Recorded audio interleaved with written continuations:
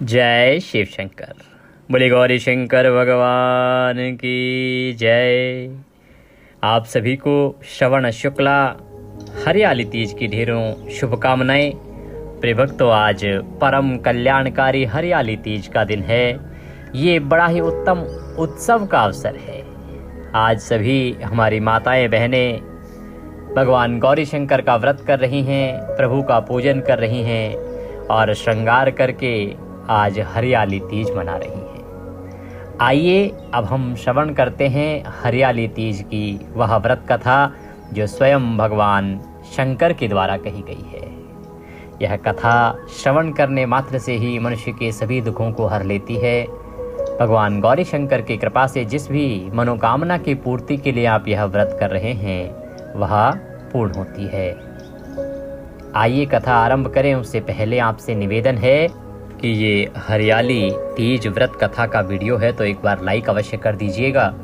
मनोकामना पूर्ति के लिए, भगवान गौरी शंकर की कृपा प्राप्त करने के लिए कमेंट बॉक्स में अवश्य लिखिएगा गौरी शंकराय नमः। भगवान गौरी शंकर की कृपा से आपकी सभी मनोकामनाएं पूर्ण होंगी। हरियाली तीज व्रत कथायाम प्रारंभः। बोले श्री गणेश जी महाराज की जय।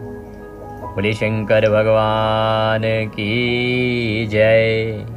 बोले गौरा माता की जय। एक समय की बात है, कैलाश पर्वत पर भगवान शिव माता पार्वती के साथ विराजमान थे। चारों ओर हरियाली छाई हुई थी, मंद मंद सुगंधित हवा चल रही थी। देवता, ऋषि, मुनि और गण भगवान शिव की सेवा में उपस्थित थे। उसी समय माता पार्वती ने भगवान शिव से कहा, हे महादेव, मैं आपके चरणों में एक बात जानना चाहती हूँ। ऐसा कौन सा व्रत और साधन है प्रभु जिसके प्रभाव से स्त्रियों को अखंड सौभाग्य, पति का प्रेम और वैवाहिक जीवन में सुख की प्राप्ति होती है? भगवान शिव मुस्कुराए और कहने लगे, हे देवी, तुम्हारे द्वारा किया गया वह व्रत संसार में अत्यंत पवित्र माना जाएगा। तुमने मुझे पति रूप में प्राप्त करने के लिए अनेक जन्मों तक कठोर तपस्या की थी। यह तुम्हारा पहला जन्म नहीं है। तुम्हारी उसी तपस्या की कथा सुनने मात्र से स्त्रियों को पुण्य की प्राप्ति होती है। तुम्हारे द्वारा किया गया वही व्रत समस्त स्त्रियों को उत्तम सौभाग्य प्रदान करता है। तब माता पार्वती ने हाथ जोड़कर कहा, हे प्रभु, कृपा करके मुझे अपनी उस तपस्या की पूरी कथा सुनाइए।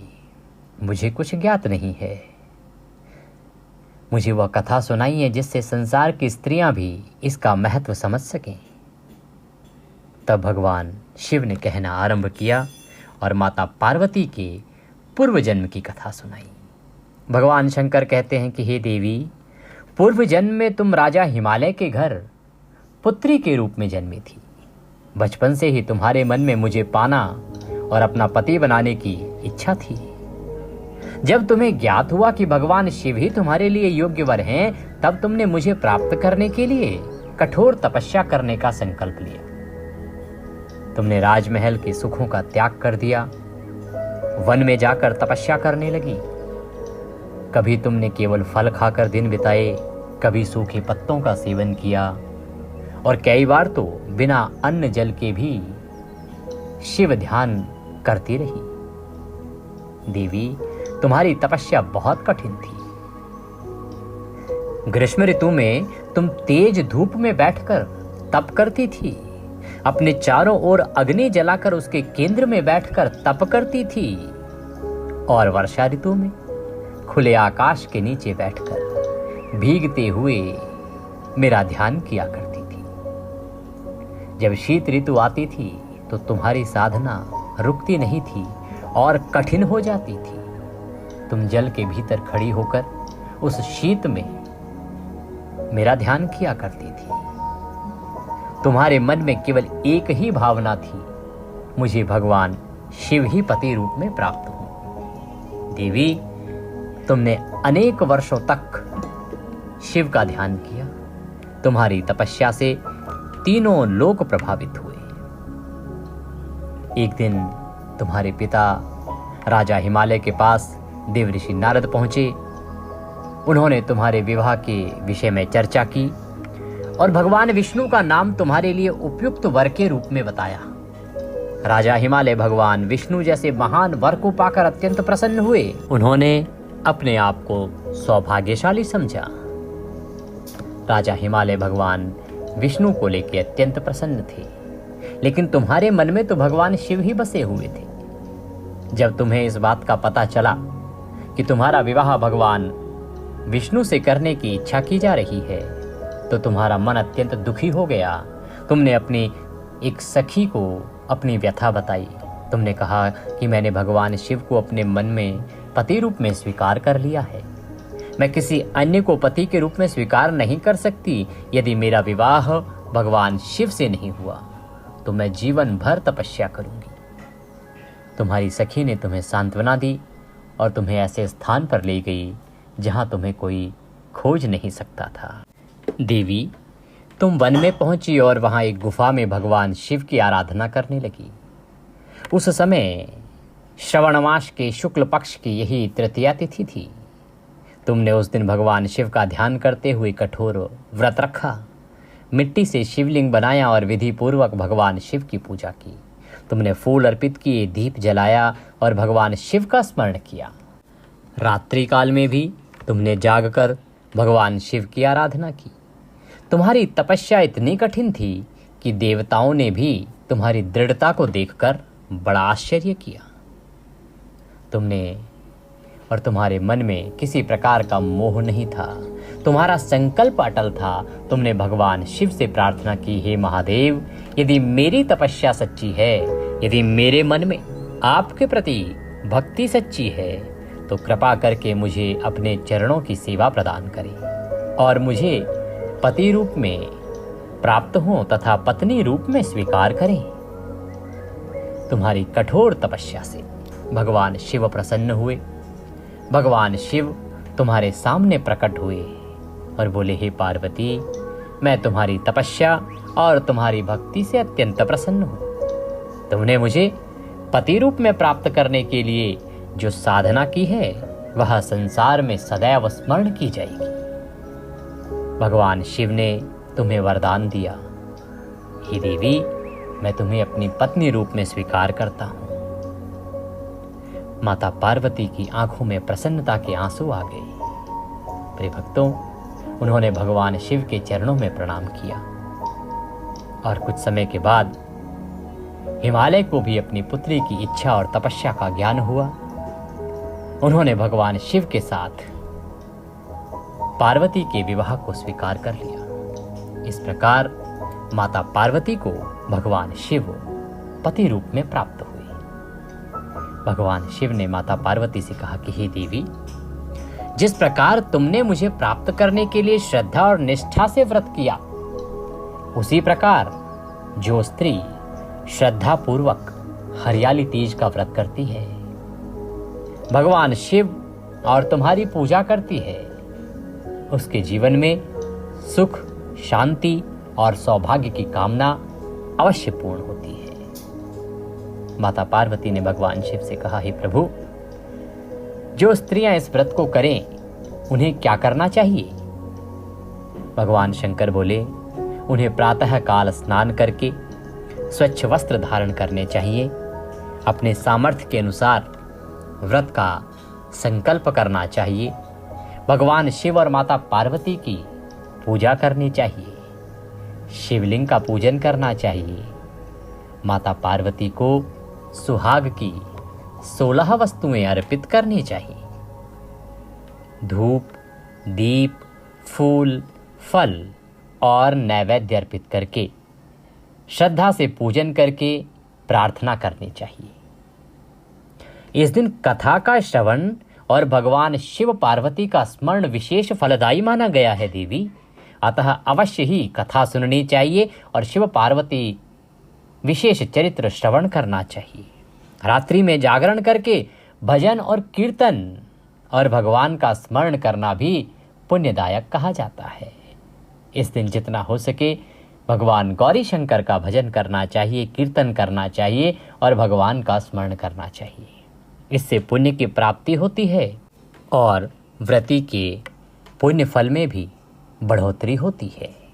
हरियाली तीज के दिन सुहागिन महिलाएं माता पार्वती को सुहाग की सामग्री अर्पित करती हैं। माता पार्वती को सिंदूर, चूड़ियाँ, मेहंदी, चुनरी, बिंदी, काजल और अन्य सामग्री श्रद्धा से अर्पित की जाती है। महिलाएं माता पार्वती से प्रार्थना करती हैं कि हे माँ गौरी, जिस प्रकार आपको भगवान शिव जैसा पति प्राप्त हुआ और आपका दाम्पत्य जीवन संसार के लिए आदर्श बना, उसी प्रकार हमारे परिवार में भी प्रेम, सुख, शांति और सौभाग्य बना रहे। कुंवारी कन्याएं भी माता पार्वती की पूजा करके मनोवांछित वर की कामना करती हैं। हरियाली तीज का व्रत केवल बाहरी पूजा का नाम नहीं है देवी, इसका सबसे बड़ा संदेश श्रद्धा, संयम और अटूट विश्वास है। जिस प्रकार से तुमने अनेक कठिनाइयों के बाद भी अपनी साधना नहीं छोड़ी, इसीलिए इस व्रत के माध्यम से मनुष्य को यह शिक्षा ग्रहण करनी चाहिए कि जीवन में कठिन परिस्थितियां आएं तो भी हमें अपने अच्छे संकल्प और धर्म के मार्ग को नहीं छोड़ना चाहिए। जो व्यक्ति सच्चे मन से इस दिन गौरी शंकर का पूजन करता है, उनका स्मरण करता है, इस कथा का श्रवण करता है या पठन करता है, उसको उसकी मनवांछित इच्छाएं प्राप्त होती हैं। उसके मन में शांति और भक्ति का भाव उत्पन्न होता है। भगवान शिव कहते हैं, हे देवी, जो मनुष्य श्रद्धापूर्वक इस कथा को सुनता है, पढ़ता है, वह तुम्हारी भक्ति प्राप्त करता है। जो स्त्रियां श्रद्धा और सामर्थ्य के अनुसार हरियाली तीज का व्रत करती हैं, वे अपने दाम्पत्य जीवन के सुख और अखंड सौभाग्य की कामना करती हैं। कुंवारी कन्याएं भी अच्छे जीवन साथी की कामना से तुम्हारी पूजा करती हैं। कथा का श्रवण करने से मनुष्य को धर्म, भक्ति और सदाचार की प्रेरणा मिलती है, उसके पापों का नाश होता है। अब माता पार्वती ने भगवान शिव के चरणों में प्रणाम किया और कहा, प्रिय भक्तों, माँ कहती हैं कि हे महादेव, आपकी कृपा से संसार की स्त्रियों को इस व्रत का महत्व प्राप्त हो। जो भी स्त्री श्रद्धा पूर्वक आपकी और मेरी पूजा करे, उसके घर में सुख शांति बनी रहे और उसके जीवन में प्रेम और सौभाग्य का वास हो। भगवान शिव ने कहा, तथास्तु। देवताओं ने भगवान शिव और माता पार्वती की जय जयकार की। चारों ओर हरियाली छा गई, वातावरण फूलों की सुगंध से भर गया, आकाश से पुष्पों की वर्षा होने लगी। तभी से हरियाली तीज का यह पवित्र व्रत श्रद्धा और भक्ति के साथ किया जाने लगा। इसी के साथ यह हरियाली तीज की व्रत कथा यहाँ पूर्ण होती है। बोले गौरी शंकर भगवान की जय। बोलिए हरियाली तीज माता की जय। बोलिए पार्वती माता की जय। आप सभी श्रोतागणों को मेरा नमस्कार। आज की कथा यहाँ पूर्ण होती है। कथा के निमित्त यदि दक्षिणा आदि कुछ भी अर्पित करना चाहते हैं तो आपकी स्क्रीन पर एक QR कोड आ रहा होगा, उसको स्कैन करके उस पर भेज सकते हैं। और प्रिय भक्तों, यदि आप हमारे साथ WhatsApp पे जुड़ना चाहते हैं, जिससे कि आपको सभी कथाएं, सभी जानकारियां सीधे मोबाइल पर आनी आरंभ हो जाएं, तो आपकी स्क्रीन पर एक नंबर आ रहा होगा 900 से, उस पर WhatsApp मैसेज कीजिए, लिखिए कि आप सभी तिथि त्यौहार की जानकारी पाना चाहते हैं, तो हम आपको अपने साथ WhatsApp पर ऐड करेंगे और फिर सब जानकारी सीधे मोबाइल पर आनी आरंभ हो जाएगी। ये सुविधा आपके लिए निःशुल्क है, आपको इसका लाभ अवश्य लेना चाहिए। प्रिय भक्तों, आप हमारे चैनल पर नए हैं तो सब्सक्राइब कर लीजिए, क्योंकि ये एक प्रतिष्ठित ज्योतिष संस्थान का चैनल है।